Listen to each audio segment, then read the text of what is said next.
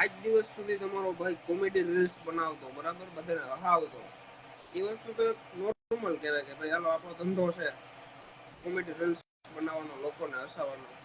પણ આજ પછી આપણે સોશિયલ મીડિયાનો ઉપયોગ કઈ રીતના કરવો ખબર છે?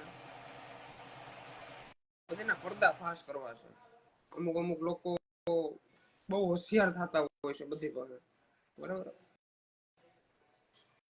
એનું હોશિયાર પણ તોડવું છે આપણે. ઘણા લોકો એવા છે, ઘણા લોકો પૈસા પડાવતા હોય છે, ઘણા લોકો આડા અવળા ધંધા કરતા હોય છે, રીતિ રિવાજ પ્રમાણે વસ્તુ ના આપતા હોય.